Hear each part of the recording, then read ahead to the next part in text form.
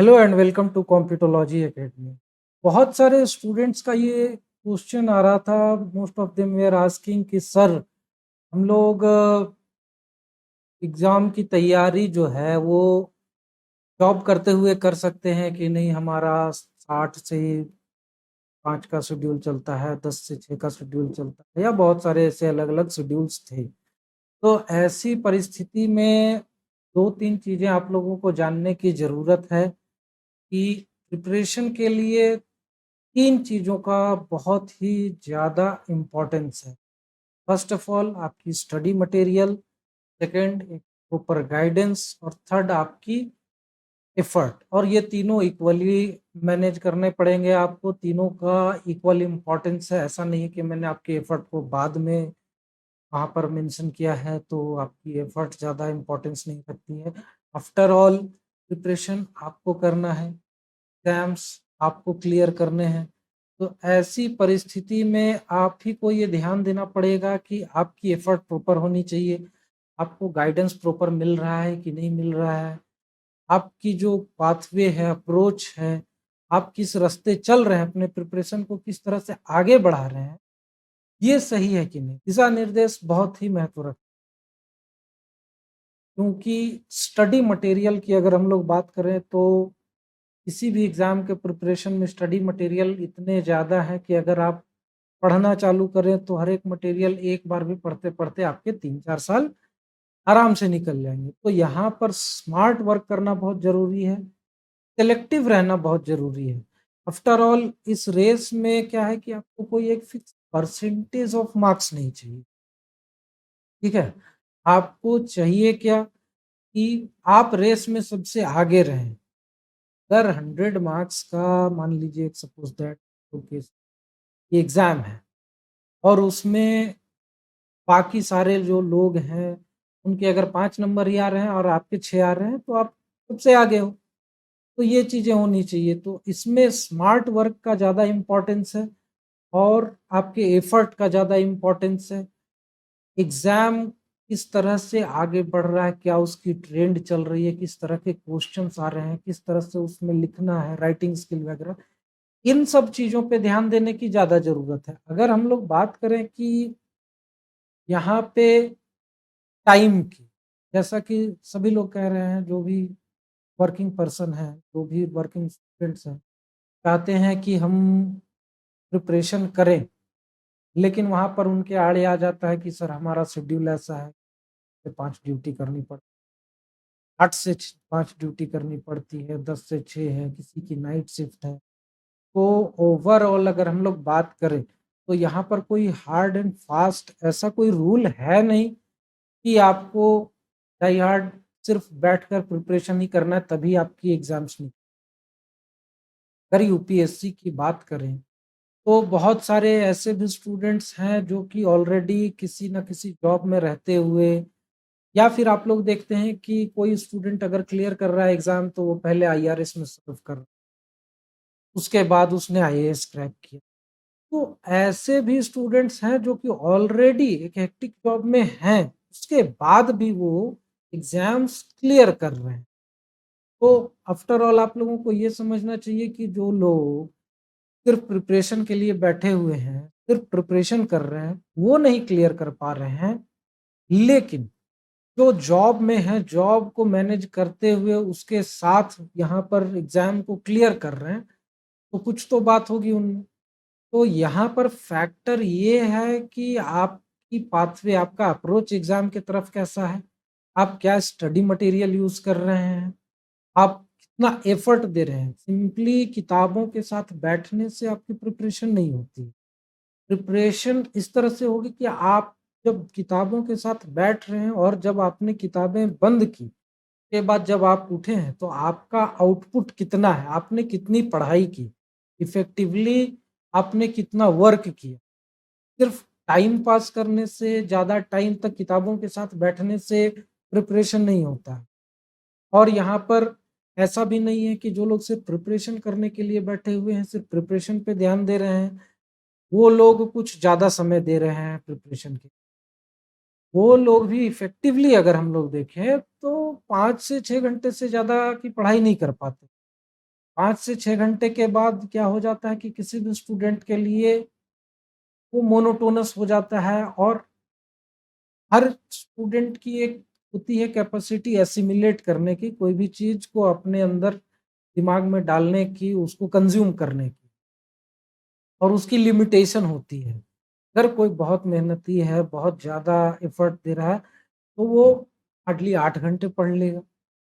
के बाद बाकी की दिनचर्या के भी काम हैं, उसके बाद आप लोगों को सोना भी है, ऐसा तो है नहीं कि मैकेनिकली आप सिर्फ़ बैठ के पढ़ ही सकते हैं। तो बहुत सारे ऐसे फैक्टर्स हैं और अगर हम लोग बात करें कि 5 से 6 घंटे की पढ़ाई इनफ है कि नहीं, तो 5 से 6 घंटे की पढ़ाई मोर देन इनफ होती है, बट इसमें यहाँ पर एक टर्म एंड कंडीशंस अप्लाई होता है कि वो 5 से 6 घंटे आप लोगों को अपना समय और किसी भी चीज़ में व्यर्थ व्यतीत नहीं करना है, समय बर्बाद नहीं करना है। और अगर आप 5 से 6 घंटे की पढ़ाई करने की सोच रहे हैं, मान लीजिए कि आपकी 10 से 6 की ड्यूटी है, तो अगर कोई स्टूडेंट प्रिपरेशन करना चाहे, तो वो आसानी से सुबह 3 घंटे, साढ़े 3 घंटे निकाल सकता है, शाम को ढाई 3 घंटे निकाल सकता है पढ़ाई के लिए। तो बहुत सारे लोग ये भी कहते हैं कि सर एग्ज़ॉशन हो जाता है, शाम को ड्यूटी से आए तो बाद हिम्मत नहीं बचती है कि हम लोग पढ़ाई कर सकें, दिमाग नहीं काम कर रहा होता। तो ऐसी परिस्थिति में फिर क्या होता है कि आप एक छोटा-सा नैप लें, ठीक है? पावर नैप वायरस आप लोगों ने देखा ही होगा थ्री इडियट्स में। रिफ्रेश हो लें थोड़ा-सा और उसके बाद फिर बैठें, तो पॉसिबिलिटी है कि कुछ ना कुछ तो हो जाएगा। और इवनिंग टाइम में आप ब्रेनस्टॉर्मिंग से ज़्यादा क्या है कि राइटिंग वर्क का काम करें, तो उससे भी क्या होगा कि आपका मैकेनिकल एंगेजमेंट रहेगा, तो आपकी एसिमिलेशन बढ़ जाएगी। और सुबह के टाइम में रीडिंग करने का जो भी आप याद कर रहे हैं, जो भी फैक्चुअल चीज़ें पढ़ रहे हैं, उन सब चीज़ों को रखेंगे तो सुबह में दिमाग फ्रेश रहता है, ज़्यादा चीज़ें अंदर जाती हैं दिमाग के, ज़्यादा कैपेसिटी होती है, तो ये सारी चीज़ें करना फ़ायदेमंद है। अब नेक्स्ट क्या है कि लोग कहते हैं कि सर 5 से 6 घंटे में क्या ही हो जाए। लेकिन अगर आप देखें कि 5 से 6 घंटे अगर आपने इफ़ेक्टिवली कि वो 4 5-6 घंटे जो आपने पढ़ाई की है, उसमें आपने कोई भी वेस्टेज इवन पानी पीने वगैरह के लिए भी आप टाइम वेस्ट नहीं कर रहे हैं। मोबाइल सबसे बड़ा दुश्मन जो स्टूडेंट्स का या किसी का भी है आज के डेट में, उसे आपने दूर रख रखा है, साइलेंट कर रखा है कि भई ये 3-4 घंटे मैं सिर्फ़ डेडिकेटेड होकर पूर्ण रूपेण पढ़ाई को दूँगा। वो मोबाइल का और बाकी किसी भी तरह के आपके डेविएशन का जो आपको पथभ्रष्ट ना करे, ऐसी चीज़ों का आपके पास होना वर्जित है, ऐसा रहे, तो आप बहुत अच्छे से पढ़ाई करते हैं। और उसके बाद आप जब देखेंगे कि आपका आउटपुट क्या है, तो आप देखेंगे कि आउटपुट बहुत अच्छा निकल कर आता है। उसमें आप देखेंगे कि ये 5 से 6 घंटे में भी देखिए, अगर आप किसी भी किताब को पढ़ रहे हैं, तो एक नॉर्मल स्टूडेंट भी जो है वो साढ़े 6-7 मिनट में 1 पेज की पढ़ाई कर लेता है।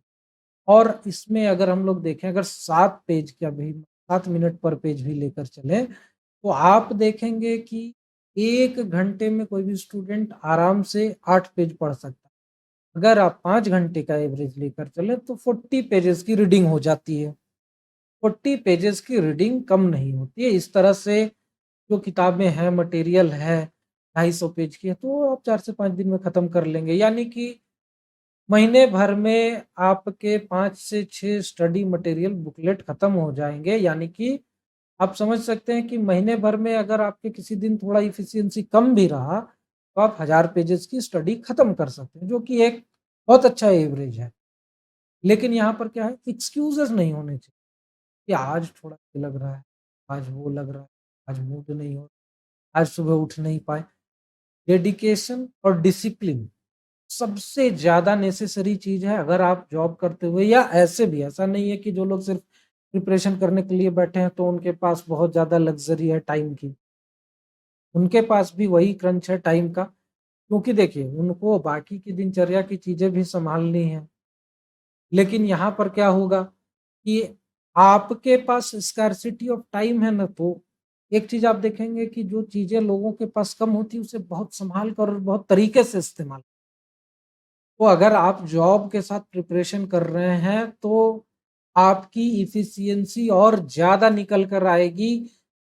कम समय में ज़्यादा चीज़ें आप कंप्लीट कर पाएँगे, कम समय में ज़्यादा चीज़ें समझ में आएँगी और इस तरह से आपकी इफ़ेक्टिव स्टडी ज़्यादा अच्छी रहेगी।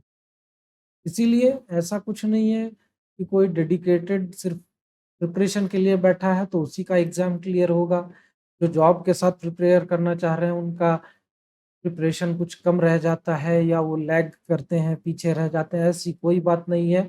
बहुत सारे ऐसे टॉपर्स आप लोगों को मिल जाएँगे, जो कि जॉब करते हुए उन्होंने टॉप किया है। टॉप रैंकर्स, टॉप 100, टॉप 10 में आ रहे हैं जॉब करते हुए। या आपको ऐसे भी लोग मिल जाएँगे जो कि फर्स्ट अटेम्प्ट में जॉब करते हुए पेपर क्लियर कर रहे हैं। तो ये चीज़ें मैटर नहीं करती है कि आप जॉब कर रहे हैं या डेडिकेशन के साथ सिर्फ प्रिपरेशन कर रहे हैं। मैटर क्या करती है कि आप कितना एफर्ट दे रहे हैं, क्या किस डायरेक्शन में आप मूव कर रहे हैं, क्या आपकी अप्रोच है प्रिपरेशन की, किस तरह का गाइडेंस आप लोगों को मिल रहा है। इन सब चीज़ों का जब आप ध्यान रखेंगे, तो ऑब्वियसली आपकी प्रिपरेशन अच्छी रहेगी और अगर कोई भी कन्फ्यूज़न हो, किसी तरह की गाइडेंस चाहिए, तो आप लोग मुझे नीचे दिए गए कॉन्टैक्ट नंबर्स पर या मेल आईडी पर कॉन्टैक्ट भी कर सकते हैं। बाकी की गाइडेंस के लिए हूँ आपके लिए अवेलेबल हूँ। Thank you very much and